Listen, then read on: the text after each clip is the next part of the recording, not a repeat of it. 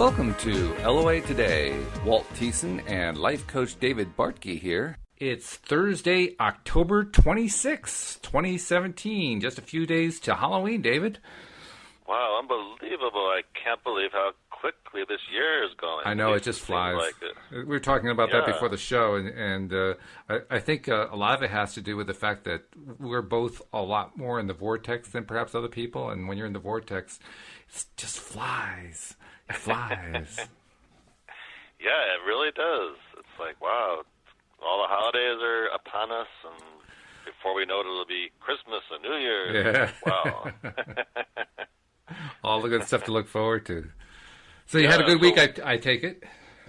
Yeah, I thought we would share some wins again. So okay, that's sure. a good thing to do. Yeah. So let's see. Let me think of some wins I had in the past week. Well, one is one of my dogs has kind of been a little sickly, and she went for her checkup, and everything seems to be stabilized and in a good, as good as it can be. Oh, so that's good. That's good. How old is she? That was good, yeah. She's 13 today, actually. Oh, okay. All right. Yeah, and, this was a good win. My computer froze. That's an interesting phrase. This is a good win. This turns out to be a win. Normally when that happens, you turn it off, you turn it on, and then everything's okay.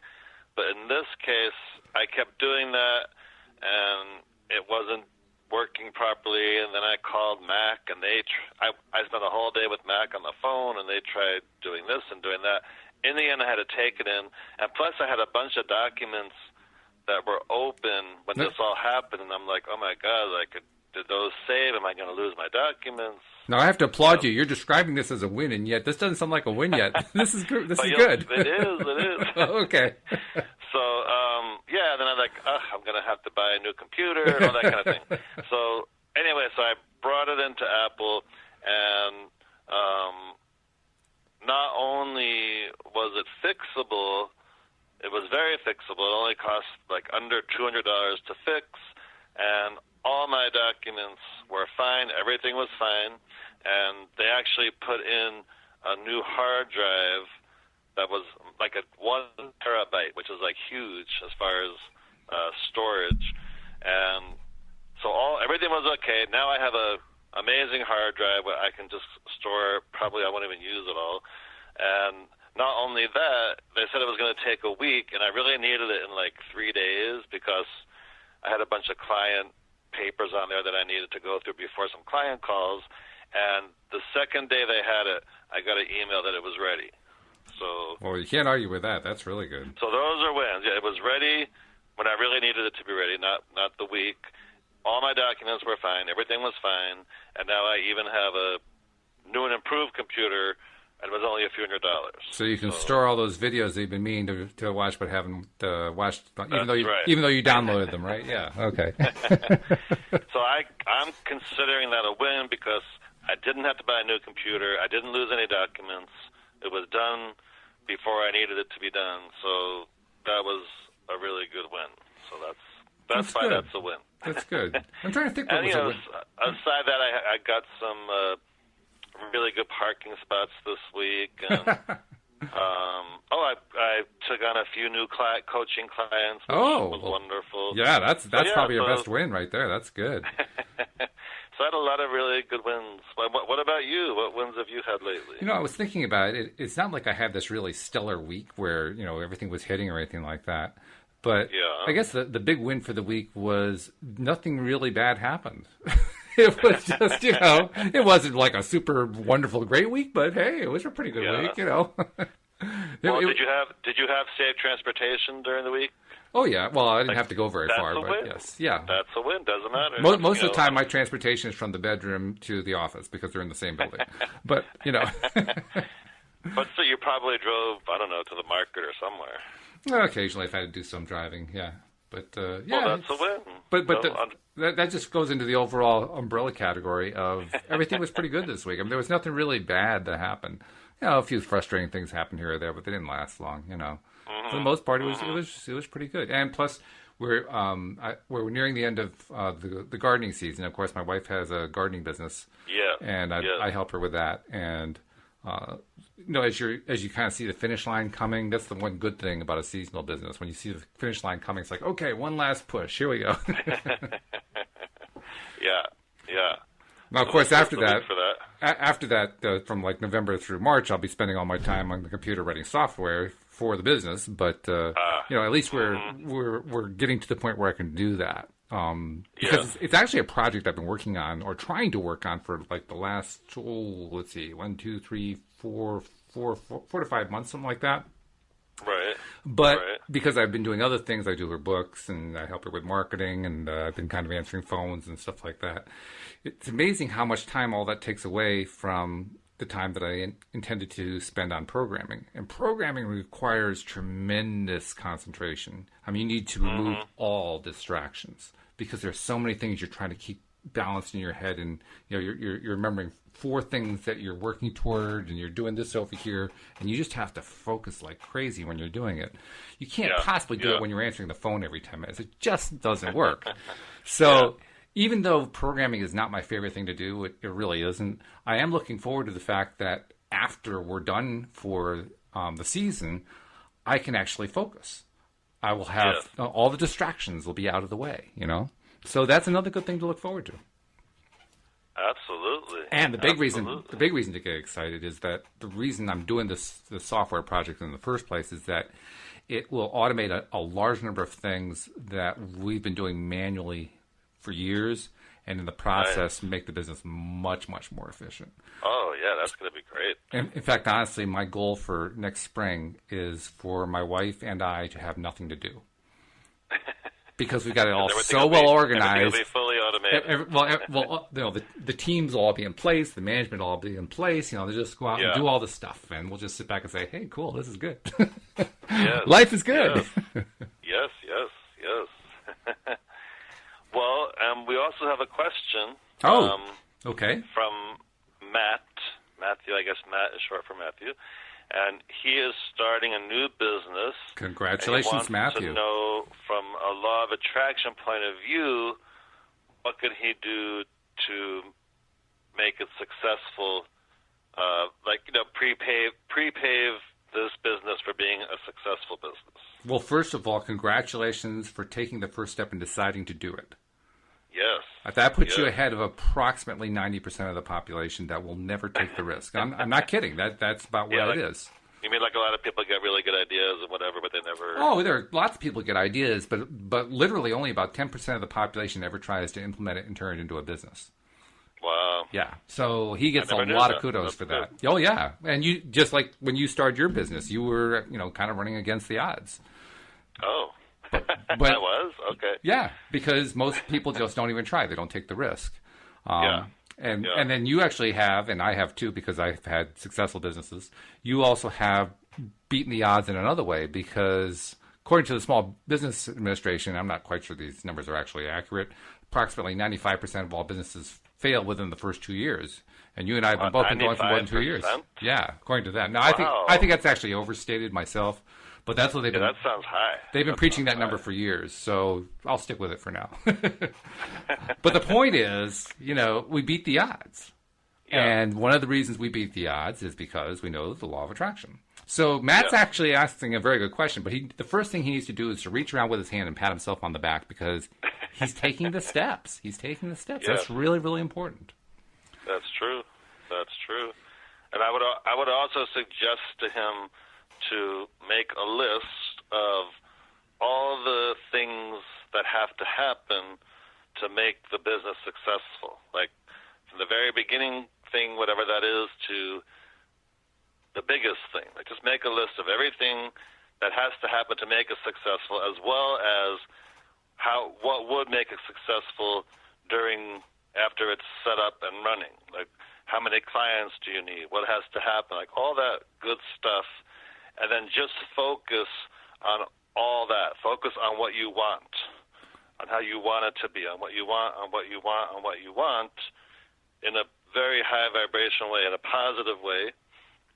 And that way you'll be in a high vibration about this business being successful. I'm going to suggest one qualifier to what you said. Yeah. And the qualifier is when you're working out this list of all the things that have to work, you can actually get yourself depressed writing that list. And so in order to avoid that sensation, because you certainly don't want to feel that way, because that's going to undermine what you're trying to do from a law of attraction perspective. So instead of focusing all of your attention on what needs to happen, I would focus a large amount of time on what you want the final result to look like. And actually, there are some who say, don't even worry too much about how you're going to get there. I mean, yes, when you launch a business, you do need to know certain things that need to happen. But you also don't want to get caught up in the terrible hows, because if you try to figure out, well, how am I going to do this, and how am I going to do that, and how am I going to do that, all of a sudden you're in a negative vortex. You don't want to be there. Right, yeah, because those are the resistance thoughts. That's how. Right, yes. How is it? When is it? So it's actually better to dream about, the general result. What does the business look like after it's reached its success level? You're looking at success level 1. What does that look like? That's what you want to paint out. Yes, but I also want him to attract all the beginning parts he needs too, and a really good process that I like to tell my clients is there's a sentence that I don't know how this is going to happen, but I want and then blank line. So I'm not whatever kind of business, like I don't know how this is going to happen, but I really want 5 employees working for me. I don't know how this is going to happen, but I really want X to happen. Yes. And I don't know, just do like a whole thing like that, so it kind of cuts out that resistance. Like it kind of doesn't let you ask the how or the when or who. It just lets you enjoy the feeling of something happening that you want to have happen. And also, I'd say, don't be afraid to dream, and dream big. Yeah. Dream literally. Here's the gauge I found: dream as big as you can believe it can happen. Absolutely. You don't want to dream beyond what you believe. If you're trying to dream bigger than you believe that can happen, you're going to undermine yourself. So it has to be something you believe is going to happen, or believe that at least has a very decent chance of happening. But dream the large dream instead of focusing on the really small dreams. Make it as large as you can. I kind of wish we knew what kind of business it was, because maybe we could offer more suggestions. But even what we're saying is kind of enough, at least to start. Yeah, I mean, it almost doesn't really matter what the business is, because even if we knew what it was, we could still, you and I could kind of conjecture, well, you could dream about doing this or that with it. But ultimately, that doesn't matter. What matters is what he would dream about it, and how big or how moderate size or whatever he believes it could actually get to. He has to believe it. Yes, and like you said earlier, like, don't get caught up in, well, gee, how's that going to happen? Yeah, you definitely. The moment you ask that question, yourself in that resistance. Absolutely, yeah. The moment you notice yourself asking that question, it's time to change the subject. I'm not kidding. It's at that moment. I like to just say, well, if you're asking that question, then just refocus on what you want. Yeah. Get off that how is it going to happen platform. And if you're kind of treading water on that, maybe rephrase it as what you desire rather than what you want, just because want can tend to have a negative context to it as well. I want that and I'm not getting it. So turn it into what you desire and make it, desirable, Yes, or like that little sentence I said before, if you start going into what you want in the business and your mind starts going, well, how's that going to, then just say, well, I don't know how this is going to happen, but I want this. Yeah, I like that. This is going to happen. I like that phrase a lot. I don't know how this is going to happen, but this is what I'm looking for. Yeah. But that's exciting. That's exciting to start a business. And I wish Matt well. Hopefully he's listening. We both do. And take what we said and put it to use, because it works, and it's a really good place to be when thinking about something you want to manifest. And here's another law of attraction thing. His question is perfect for the next stage in our discussion of asking it is given. Okay. Because we're up to chapter 10. Remember last week we finished chapter 9. Chapter 10 is subtitled The 3 Steps to Whatever You Want to Be, Do, or Have. This is where all the stuff starts. So perfect timing, Matt. Well done. So let's read from the book. Chapter 10, The 3 Steps to Whatever You Want to Be, Do, or Have. The creative process is conceptually a simple one. It consists of just 3 steps. Step 1, which is your work, you ask. Step 2, which is not your work, the answer is given. And step 3, which is your work, the answer which has been given must be received or allowed. You have to let it in. That's the part where we're talking about with resistance, right? Yes. Yeah. Yes. Because the moment that you do anything or think anything or conjecture anything that has any level of resistance to it, that's when you're in trouble. Yep. So let's go through the steps one at a time. Step 1, you ask. That one's actually pretty straightforward, but let's read the paragraph anyway. Because of the wonderful, diverse environment in which you are focused, step 1 comes easily and automatically, for this is how your natural preferences are born. Everything from your subtle or even unconscious desires to clear, precise, vivid ones results from the contrasting experiences of your day-to-day life. Desires, or asking, are the natural byproduct of your exposure to this environment of fantastic variety and contrast. And so, step 1 comes naturally. Well, the book agrees. It's easy. This is the easy part. Yeah.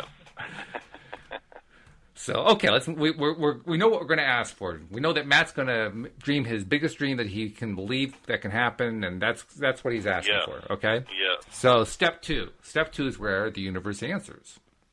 Step 2 is a simple step for you because it is not your work at all. Step 2 is the work of the non-physical, the work of the God force. I haven't heard that phrase from them before, the God force. God force. Mm-hmm. All things that you ask for, large and small, are immediately understood and fully offered without exception. Every point of consciousness has the right and the ability to ask, and all points of consciousness are honored and responded to immediately. When you ask, it is given every time. Now, that's going to create some resistance, and some people are going to say, well, I didn't get it every time. Right, yeah. And I guess that's one of the reasons you and I have a radio show, because, a podcast, because that can be extremely confusing. Yes. There's no doubt about it. So let's dig a little further. Let's find out what the book has to say about it. It says, your asking is sometimes spoken with your words, but more often it emanates from you vibrationally as a constant stream of personally honed preferences, each building on the next, and each one respected and answered. That's a really good sentence in there. I'll tell you why. It talks about two things. It talks about emanating from you vibrationally, and it talks about personally honed preferences.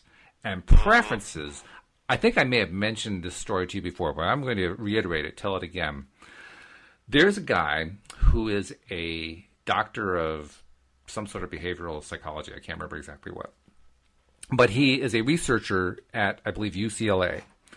And he studies people who have had traumatic brain injuries, particularly those who have had traumatic brain injuries to that part of the brain where the emotional centers lie. So in other words, these are people whose emotional centers in their brain, it isn't acting properly. It's not working in many cases. Right. And one of his, I know I've told this story before, either to you or to Joel, but, so if audience members have heard this before, bear with me. This is important.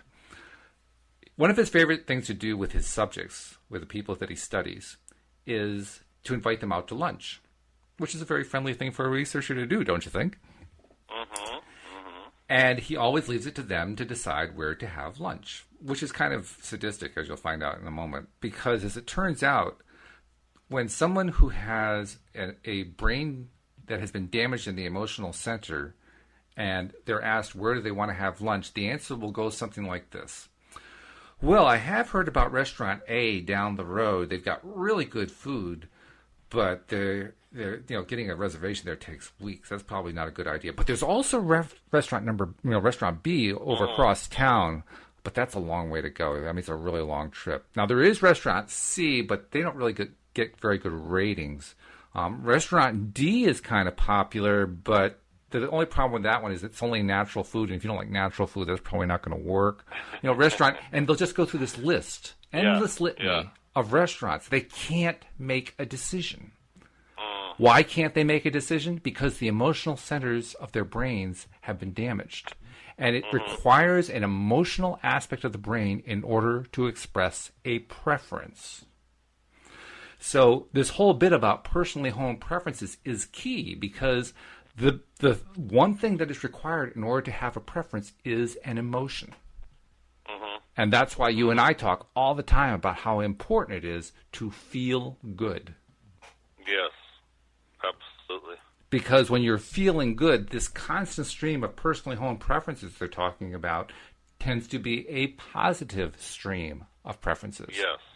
And so you're tending to attract the kind of stuff that you want into your life. Yes, and like I've said before too, which is always great to remind everybody, is when Abraham-Hicks says pretty much the reason why we want what we want is because it's going to make us feel better. We think it's going to make us feel better. We think it will, right. Yeah, so when we deliberately keep ourselves in a state, in a vibration of feeling better, of feeling more excited about life, then we can't help but attract those things we want that will support us feeling better. And that's what they're stating here. In fact, they're promising, point blank. Here's the next paragraph. Every question is answered. Every desire is given. Every prayer is answered. Every wish is granted. But the reason that many would argue with that truth, holding up examples of unfulfilled desires from their own life experiences, is because they have not yet understood and completed the very important step 3.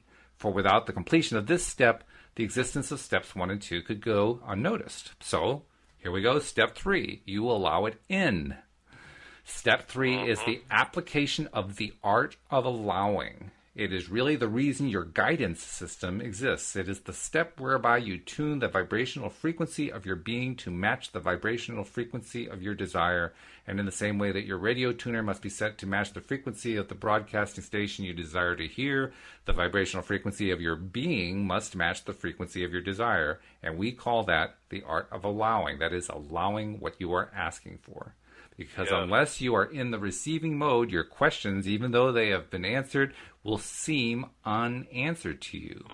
Your prayers will not seem to be answered, and your desires will not be fulfilled. Not because your wishes have not been heard, but because your vibrations are not a match, so you are not letting them in. Yes.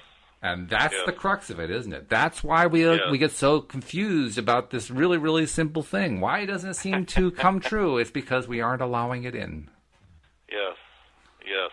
And when they said that your vibration has to be like the vibration of what you want, that's where when you're in a state of resistance with those questions of when's it going to happen, how's it going to happen, then you're not in the vibration of that. That's right. You're in a vibration against that, against whatever it is you want. In fact, this is probably one of the hardest things to learn at first. But if you think about it, most of us will say, well, I thought of something and I held it in my mind and I let it go and it didn't come true. And I did it.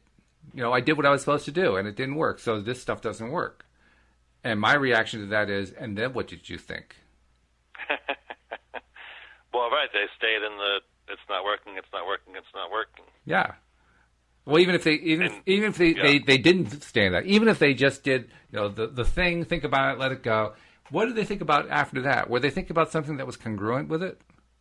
Right. Or were they thinking about something that worked against it? Yes. Were they talking about something that worked against it? If their friend asked them what it was that they were thinking about, did they dare to say, I was trying to attract something? And he asked, what did you attract? And you say, well, I don't really know that I could actually get there. Anything that you do like that, you're basically working against your own thing. You basically put out one prayer and then the opposite of it. Yes. Yes. It's like one of our past episodes, we were talking about relationships, and I told you I got a call once from somebody who wanted coaching, and they said they wanted to attract a relationship. And then they followed it by saying, well, I tried the whole law of attraction thing a while ago, and it didn't work. Yeah. So just by that statement, I realized, I don't know where you heard about law of attraction, but obviously whoever it was from didn't know what they were talking about, because law of attraction is always responding to you. It's not just when you're thinking about something. It's always. So he kind of had a little bit mixed up view about how those 3 steps work, like you were just talking about. Yeah, well, I think most of us get that. And then after a quote didn't work, he stayed in that vibration. Yeah, exactly. And they actually kind of talk about it here, too, because this is where they bring in the concept of every subject having 2 subjects. Remember that one? Yes. Yep. So let me read it. Every subject is really 2 subjects. There is that which you desire and the lack of it. Yeah. Often, even when you believe you are thinking about something that you desire, you are actually thinking about the exact opposite of what you desire. In other words, quote, I want to be well, I don't want to be sick, unquote. Yes. How often do we say that? Let's be perfectly honest. I know I've done that. Was I realizing at the moment that I said I don't want to be sick that I was contradicting I want to be well? Probably not. Otherwise, you wouldn't have done it. Exactly. Next example. I want to have financial security. I don't want to experience a shortage of money. It's the exact same thing. It's the exact same problem. First you put out there the financial security, then you put out there having a shortage of money. Yes, and the reason why whenever you say don't about something, the universe hears it as that's what you're saying you do want. Yeah. I don't want this or I don't want that. You're basically saying that's what you want. Right, yeah. The way I had it explained to me was the universe doesn't understand negation. Mm-hmm. It doesn't understand no. It doesn't understand do not. Yes. Because, and actually it makes sense when you think about it, because all that is all that is not is not. In other words, all that is. All that is does not include the concept not. Right. All that is just is. So how can you possibly have an all that is that incorporates not? Well, it doesn't. Yes. And it's interesting because a lot of times we're talking about with a client, I'll say, well, what do you want regarding X? And the first few things they'll say, well, I don't want this, I don't want that. And then I stop them and I remind them, like, wait a minute, you have to rephrase that because by saying you don't want this or don't want that, that's what you're saying you really want. And then they're like, oh, okay. And then they kind of get it, and then they rephrase it to what they really want. Right. Yeah, which is obviously the most important thing, because you got to phrase it in the positive. That's the way Louise and I like to say it. We want to phrase it in the positive. Instead of in the inverse negative. That's right. Because that inverse negative will trip you up every time. Right, and I think it's what you said before. It's that a lot of people just don't realize they're doing that. No, of course not. And then once you bring it to their attention, they're like, okay, now, I didn't realize I was even doing that. The funny part, David, is, and I know you probably run into this as a coach, is you'll get somebody who acknowledges that, and then they'll do it in the next sentence. That can happen. It's almost like life gives you a comedy track, a laugh track, right? Well, all these practicing all this really does take practice. So it does. It's definitely possible. Yeah. It could take a little bit of time before you kind of get certain things. It's actually a good reason to have a coach, because a coach can help you to refine your habitual way of thinking about stuff. That's right. Yeah. That's right. Which is why you're in business. Right. Yes. Not that you have to have a coach. I mean, I did it without a coach, but certainly it's easier if you have a coach. It helps. Yeah. There's no doubt about that. I will pose one idea to you, though. I wonder if perhaps the messages stick better if you do it without a coach. And I don't mean to undermine your business or anything like that, but I just wonder if you're putting it on yourself, I'm going to make sure that I keep myself positive, and then you trip up and then you correct yourself and so forth. I wonder if it actually makes the lesson stick better when you're doing it yourself. I don't think so from the people I've talked to. No? Because most of the people that do call me have tried it on their own. And then after a few coaching sessions, they're like, oh, my God, I never got it like I do now. Like, there's just something about, there's just something about having that extra explanation in the moment that helps people go, oh, okay, now I get it more now. So that's, from my experience, that's what I would say about that. Okay, all right.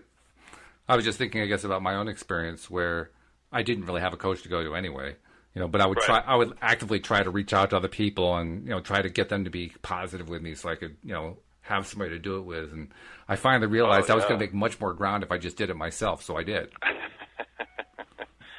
Yeah. But I guess it just varies, person to person. Yeah, it probably does, like everything else. But even when I listen to, some Abraham-Hicks videos, like I can listen to the same video and then get it a little deeper each time I listen to it. Oh, okay, now I kind of get a little bit more. And then I'll hear it a few months later and go, oh, now I really get it. So it's just kind of interesting. I will say one thing about the videos and audio tracks from Abraham-Hicks. It is a little bit disconcerting at first because Abraham, speaking through Esther Hicks, doesn't speak the way you and I would speak. Yes, that's true. Yes. For instance, if they're talking about giving affirmations or something, they'll preface every new affirmation with "I love, I love, I love, I love," and it becomes very monotonous. You and I would not do that in conversation, but that's the way they do it. Yeah. You and I might say, "I love going to the park. I love flowers. I love trees and dancing," and and we'll start listing stuff like that. But they'll say, "I love going to the park. I love trees. I love flowers. I love dancing," and it gets it's a very constricted way of talking. But that's the way Esther Hicks translates what she gets from Abraham. So it can be a little bit unnerving at first. That's why I usually recommend sticking with the book instead of the videos at first. But the videos are great. Don't get me wrong. I'm just saying that can be a little bit of a stickler thing up front. I think it also depends too. Like if someone's very new at law of attraction, understanding and hearing about it, and they just start watching those videos, they may certainly not get it. And thus, it would help if someone explained some things first. Yeah. Like kind of what you were saying. Yeah, I think so. I know it was a complaint my wife had about Esther Hicks the first time she heard her. She just didn't even want to stay in the room. She just got up and left because it was just so frustrating to hear, the stilted way that Esther Hicks talks when she's voicing Abraham. And if you hear Abraham's explanation of it, it actually makes some sense. Because Abraham's, according to Abraham, is a stream of beings, of non-physical beings that are all feeding information to Esther Hicks in these thought forms, and Esther's translating them into English. Yes. And I mean, when you hear what she says and you think of it from that perspective, it actually kind of makes sense. I mean, some of these, you can find these videos of these, what do they call them? Rampages of affirmations or something like that. And you can almost imagine, like, there's a different spiritual being giving every single affirmation in the list. And so they seem disconnected in a sense. They're all on the same topic. You know what I mean? They're all on the same topic, but it's like, this from this angle, this comes from that angle, this comes from that angle, and this comes from that angle. Whoa, holy cow, it's coming from all over the place here. But for me, that when you understand where Abraham Esther Hicks is coming from, and then you listen to the videos or watch the videos, then you really do have a lot of really good aha moments. Yes. The information is really good. Oh, it's fantastic. I mean, YouTube is a wonderful resource just to have all that. Plus, you can actually order stuff directly from Abraham-Hicks' website. So, I mean, between the two, I agree. It's great to have the stuff to hear. The questions people ask when they're in what she calls the hot seat. The hot seat, yeah. Pretty much like we could all relate to all the questions. Yeah. Oh, yeah. And I love one thing that Abraham said in the early part of one of the recorded sessions, because they record all the workshops. Yeah. They call them the Art of Allowing workshops. And near the beginning of one of the workshops, Abraham said, go ahead and ask your first question. Doesn't matter what it is. We know what the answer is because it's always the same answer. What are you focusing on? What are you focusing on? And they do it creatively. I mean, they always have a different way of approaching it in each workshop, so that's why each one's a little bit different and has different ways of approaching it and so forth. But still, yeah. I like when she says, "You humans are." You humans, yeah, right. Because I guess, like you said, there's blocks of consciousness coming through. Do you get the impression, like I do, that we are kind of like the entertainment for the other side? Well, I never thought of it like that, but kind of. It seems like it to me. I mean, I don't mean that in a deprecating way, but it seems like the other side gets a lot of energy and a lot of enthusiasm and excitement and goodness and fun out of watching what we're doing. That's interesting. I never thought of it like that. Just, but yeah, especially when you listen to Esther. All the yeah, that's where I'm getting that from. I mean, you listen to the stuff that comes out of her mouth, it's like, okay, so like, are we in a glass fishbowl or something? Oh, God. Anyway, we're way off the topic. Their advice is always good, though. The advice is good, yeah. It's a little bit different perspective, but you have to kind of expect it based on where it's coming from. Yes. So anyway, let's get back to this, because we're on an important chapter, and we kind of got off on a tangent here. But this is the three-step process is the core of how all this stuff works, so it's pretty important. Now, they just talked about every subject being two subjects, what the subject is and the lack of it. And they go on a little bit in more detail here. They say the creative process is occurring whether you are consciously aware of it or not. Because of the variety and contrast of your experience, continual new preferences are being born within you, and you are, even without knowing it, broadcasting them as requests. And in the moment that you broadcast a preference, source energy receives your vibrational request, and by the law of attraction offers immediate responses which you must then align to vibrationally. That's actually pretty dense, isn't it? That's pretty dense material right there, because they're actually describing a number of things going on in, or I should say, beyond the 3-step process: ask, receive, and let it in. They're talking about how when you are putting out a request, let's read it again. Because of the variety and contrast of your experience, continual new preferences are being born within you, and you are, even without knowing it, broadcasting them as requests. And the broadcasting they're talking about is when you're vibrating it. Your request is a vibration. All thoughts, all sounds, all any kind of dynamic that a human being involves in is vibrational in nature. And the broadcasting they're talking about is the emanation of that vibrational wave, if you will. And in the moment that you broadcast a preference, it says, source energy receives your vibrational request and by the law of attraction offers immediate responses which you must then align to vibrationally. Now that part is really something, because what it's saying is it isn't enough to put out a vibration hopefully about what it is that you want rather than the lack of it. But then also, after the source, the energy field of everything, of endless existence, when it receives that message, it basically bounces it back to you in a form of some kind that we recognize as something coming to us, whether it be an idea or a thing or whatever. That's the law of attraction aspect of it. And then, which you must align to vibrationally. Well, that phrase almost indicates that most of us, when we put out there, this is what we're asking for, the moment later, we are no longer in alignment with what it is we put out there. Which is true. That very, very often happens. So what they're really saying there is, once you put it out there, stay true to that vibration. Stay true to that thought. Stay true to that emotion. Stay true to that thing that you're putting out to the universe. And by staying true to it, now the source energy can echo something back to you immediately that matches that vibrational level.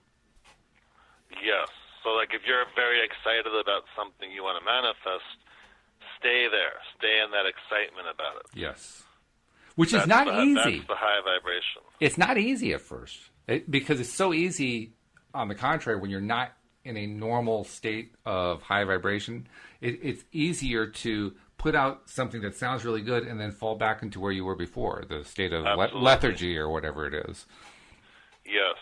Yes, and that's why when I talk to my clients, I always ask them, like, where in general, like, if there was a 1 to 10 vibrational scale, where in general are you? Because the lower numbers would mean a lower vibration, and if in general you're at a lower number, that's affecting everything vibrationally. Which is why it's so important to believe in this big dream that you're going to dream. Yes, and when you're at a higher vibration in general, then of course that's affecting everything in a good way. Oh, yeah. When you're in a high vibration, you're excited. Well, it's easier to believe stuff. And you're in a more of allowing mode than when you're in a low vibration. It took me a long time to understand how it was I was disallowing. Because it didn't feel like I was disallowing.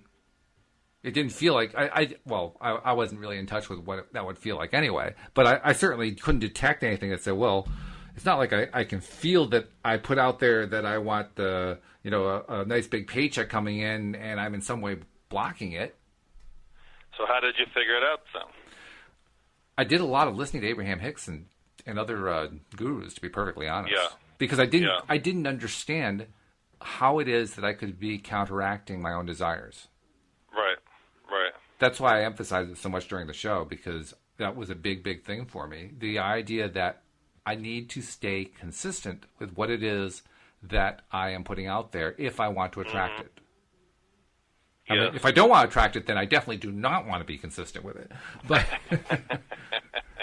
But that's true. It's true. I mean, that's actually the other side of it. You find yourself in a kind of a bad mood, and you worry like, oh God, I'm putting out all this bad stuff to the universe. I don't want this stuff to happen. Guess what? You can change your mind. That's right. It's the good news. You don't have to stay there, you know? That's right. Yeah. That's what I love about knowing all this, too, is that, at least for me, like, bad moods are very rare. Very rare, because you just don't allow yourself to be there. Ultimately, that's the state you want to be in. I can't say that I'm always like that. I have plenty of bad moods happen. But I bet you don't let yourself stay in them for too long. That's just it. You don't allow yourself to stay there. That's what I'm saying. Yeah. You notice it, and you want to get out as soon as you can, because after a while, thinking about this stuff and practicing it and trying to apply it and so forth, you become very sensitized to it. You know, to the point where you notice yourself not only just putting out a bad vibe because you're feeling down or depressed or whatever. But you say, oh, God, I got to get out of this. This is really, really bad.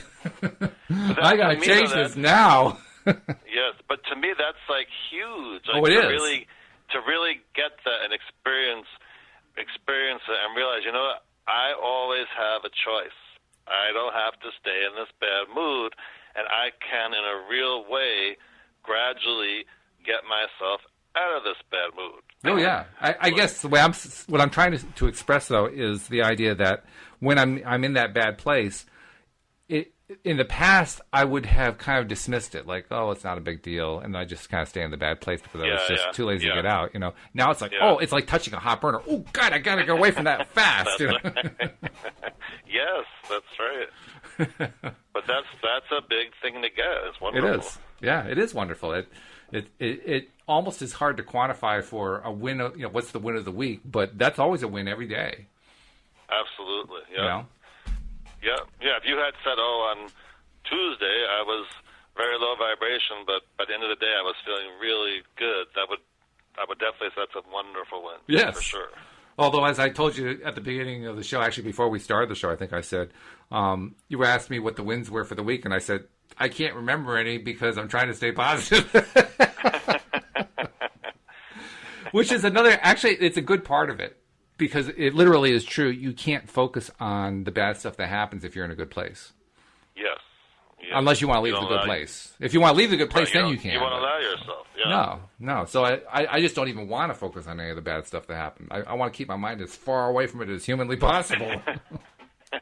Right, because when you do, you're allowing yourself to be at a higher vibration. Right. Yep. And the longer you stay at that higher vibration, that's when all the good stuff happens. Right. The more you're in an allowing mode, receptive mode, allowing mode. One of the reasons that you ask the question every week about what the wins were, because it's important to kind of keep score of what those good emotion things are. Oh, yeah. I mean, well, the two reasons why I tell my clients to actually keep a win journal, which, every day you just open up your win journal and you just ask yourself, what wins did I have today? And big wins and small wins equally as important to keep track of, is because what we focus on is what we attract. So they'll actually see, as time goes on, they're attracting more wins every day. Yes. Which is wonderful.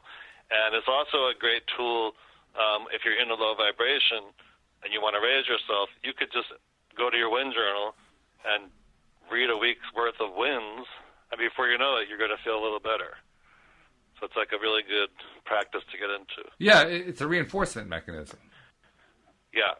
And even if you don't have your win journal, because you don't always have it with you, and you just want to do something to raise yourself vibrationally, then just ask yourself in the moment, like, what wins did I have lately? Oh, this good thing happened. Oh, that's right, that happened, and that happened. And before you know it, you've done something to deliberately help raise yourself vibrationally. It's a great thing to do if you have a partner or a spouse. Yes. I mean, if you don't, you can still do it yourself if you don't have a partner or a spouse. But if you do have a partner or a spouse, it's so much easier. So you basically you work in agreement with your spouse or your partner, and you say, let's set aside time every single day to count our blessings, count our wins. Louise and I call it the three gratitudes. The three good things that happened today. That's good. And we do that. Great. We try. We don't do it every night, but we try to do it every night, and try to. It's a way to help each other. Like if one of us is feeling kind of stuck in what's going on and all that, That's we'll help the other person to kind of crawl out by remembering there are good things that happen today. Yes. It's amazing too. Every single time that we do that, especially if we have been in a bad place, we're surprised again that there were good things that we forgot about. That's right. Isn't that interesting? That's right. We forget over and over and over again that good things happened until we go through the exercise. That's right. As a matter of fact, a lot of times, if a client's in a bad way because they're going through a hard time, then I'll say, well, even though you're going through a hard time this past week, what wins did you have? And sure enough, they come up with them. Yeah. They come up with wins, and it's a good reminder, like even when you're going through something, wins are still happening. They still are happening. I think I told you a week or two ago about my friend who I've been trying to help out. He actually works for our gardening service, and I asked him how things were going at one point when I was giving him a lift home. And he started off with one bad thing that happened, and which he usually does, and it's usually like a negative rampage. Right. But then he named like 4 or 5 things that happened in a row, and he said them in like a flat voice. And I almost had to. I was driving. I had to almost stop the car and look at him and say, "Oh my God, you have all these good things going on." And he says, "Yeah, you're right. I really do." And I don't think he realized it until he actually said it. Yes, that's right. So it shows how important it is to do this exercise, to actually just remind yourself what good things happened today. That's right. That's because even it's always a choice what we're focusing on. So it kind of gives you some practice. It kind of gives you some practice focusing on some high vibration experiences instead of what might be someone's go-to experiences, which might be their more negative, low vibration things they usually think about. Which is where we tend to go, isn't it? That's where humans tend to go. But that's just because there are a lot of people who just are practice doing that. That's right. Like, this is about that and try this. That's right. It's about adopting a new habit. And it's a good habit. It's a habit that leads to your dreams coming true. It's the best kind of habit to have. Yes. In fact, that's what the rest of the chapter here talks about. Let's just finish it up. It says, now you hold the key to creating your every desire. Once you understand that your thoughts equal your point of attraction and that the way you feel indicates your level of allowing or resisting, you now hold the key to creating anything that you desire. It is not possible for you to consistently feel positive emotion about something and have it turn out badly, just as it is not possible for you to consistently feel bad about something and have it turn out well, for the way you feel will tell you if you are allowing your natural well-being or not. That's what we've been talking about. Yes, for sure. Now, although there is no source of sickness, you may offer thoughts that disallow the natural flow of your wellness, just as you may offer thoughts that disallow the natural flow of your abundance, although there is no source of poverty either. Well-being is constantly making its way to you, and if you have not learned thoughts that slow or restrict it, you are experiencing it in all areas of your life. It doesn't matter where you currently stand in relationship to anything you desire. By paying attention to the way you feel and by directing your thoughts to better feeling thoughts, you can again achieve vibrational harmony with the well-being that is natural to you. So that's good news. I mean, even though most of us have been, acculturated and socialized into, staying in a negative state, we don't have to stay there. Yes. And by changing our mind, by changing our emotion, by redirecting ourselves to better thoughts, we can actually get back to that being in alignment with who we really are. That's good news. And what's playing 24 hours a day, every day, is the news. And the news is not a good reminder of how to think. No, good news is a good thing to stay away from. That's what I'm saying. Because so many people are glued to the news, and it's just reinforcing, oh, God, this bad thing is going on, and this bad thing is going on, and then they can start using that in their own life, and they start thinking about things in their own life that isn't good, and you know it, yikes, help. In fact, there are many people who say, well, I have to stay informed. I have to know what's going on. And the obvious answer to that is, well, okay, but even if you have to stay aware of what's going on, why do you have to inundate yourself? Because notice what happens with a news forecast. Forecast. Yeah, well, that's what it is. It's a forecast. But with a newscast, notice what happens. The entire newscast is all based on negative stuff that happened during the day. Right. It's wars and murders and thefts and corruptions and all kinds of stuff. And then in the last 30 seconds after an hour-long newscast, they'll give you the good news of the day. Excuse me. Are you telling me that only 30 seconds out of 60 minutes were good and the other 59.5 minutes were bad for that? That's a representation of the day? Sorry. No. Wrong. I know. And that's why you don't want to pay attention. Yeah. Well, that's why you don't want to pay attention to the news. It's crazy. Like the way the newscasters a lot of times will talk about some disastrous thing, and they kind of give a little smile and then go on to the next thing. Yeah, like, a little smile, right? We got you hooked now. Something about it just doesn't, I don't know. I don't care to watch it too much. I mean, obviously, if there's some unfortunate crisis that I have to know about, that, then I will tune in so I can know what to do, but fortunately, that doesn't happen that often. I do tend to stay away from the news during the week, and the only time I'll ever let myself kind of disobey that rule, so to speak, is if I'm, on Facebook, I'm checking what a friend has written. I see some sort of news thing, and usually I ignore it. But every once in a while, I'll see something. I'll indulge myself for a moment just to see what's there. And I saw something. I'm picking on the left this time, but it could be the right. It could be the left. It's all over the place. It doesn't make any difference. In this case, I'm happy to pick on the left. It's not because I'm anti-left necessarily. Mm-hmm. But I saw a newscast piece about how in Europe there is a 75% decrease in insect life. And they're really concerned about this because they believe that this means that we have an environmental Armageddon coming our way, because many of these insects are like the bees that, make the honey and so forth and propagate plant growth and so on and so forth. So if the insect life goes away, now you got yourself an environmental disaster. And I'm reading this thing, and of course there's all the comments under the article, and everybody's saying, oh, my God, we got to stop this. I can't believe this is going on. Why do they allow this? All this really big negativity going on. And as I'm reading this, I'm saying, so how do they know what the normal level is? And that's the thing. They assume that it must be a bad thing that's going on. How do they know it's a bad thing? I mean, how do the experts know? They never tell you that. You never notice that when the experts put out their scare headlines and so forth, this terrible thing is going on, they never actually tell you how they know what the right thing is that should be happening. No, they don't. Typically, yeah. And that should be your first clue right there. If whoever the expert is on any subject, if they can't tell you what should be right about it and how it should work, don't trust the scare headline. Yes. I mean, all I know is I go to sleep and I've just done my wind journal, so I'm at a raised vibration. When I wake up, I say morning affirmations, which starts my day off also at a raised vibration. And most people go to bed after watching the news. Oh God, yeah, that's the worst thing you can do. Oh, that's and when they wake up, they're reading the morning paper. Oh God, no, please. Which is low. So I'm like, no, stop it. But if you think of it, that's what most people do.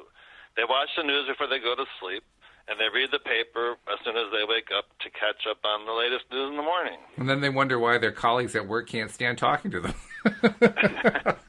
Or why they're just feeling so low vibration all the time. Yeah, actually, that's really the bottom line. The vibration feels low. Why do they always feel miserable? Well, guess what? You do it to yourself. That's what I'm saying. That's right. It's so much better to go to bed after recalling your daily wins, and it's so much better to start the day after proclaiming wonderful morning affirmations than watching the news and then reading the paper. And by the by, if you're also one of these people who blames everybody else for your depressed state of being, it's time to rethink. It's time to rethink, because you could have, you can have negative people in your life, and these negative people could be doing nasty things to you. But there are a couple things to remember about that. First of all, you get to choose who's in your life. The old cliche about you can't choose your family is really irrelevant in a day and age when you can leave. Yes. So, Yes. so if you're one of those people who's saying, it's my wife's fault, it's my husband's fault, it's my kid's fault, it's my cousin's fault, stop. Just stop, and remember, you control everything you focus on. Yes. It's entirely up to you what you're going to focus on. Why not focus on something good for a change? Mm-hmm. You don't have to stay stuck, because that's all you're doing. You're staying stuck, right? You're staying stuck in. It's all his fault. It's all her fault. It's all their fault. That's right. That's a lousy place to be.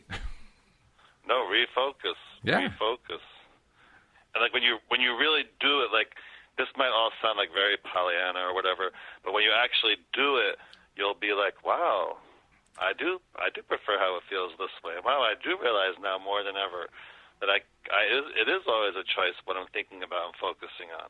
It sounds Pollyanna just because it sounds like there's all the negative stuff is washed away and all you're feeling is positive. No. That's not what we're saying. If you're feeling a little bit better, it feels better. Yes. It doesn't have to have eliminated all the negative feeling. If you feel a little bit better, it's better. And then from that point, you could feel a little bit better than the other little bit better. By shifting the focus once again to something that's even better than what you first did to. And just one little step at a time, reaching out for stuff that's a little bit better, a little bit better. That's where the whole thing about going for wins, looking for wins, that's what that does. Mm-hmm. That takes us, it's a way of shoving aside all the negative stuff and finding something else to replace it with that feels better. And you do that enough, and it really does start to feel better. In fact, if you do it as a life habit, it becomes, over time, it feels really better. Yes. And there's nothing Pollyanna about that, I can promise you. No, when you experience that, you're like, wow, I really like how life feels now compared to before I started doing that.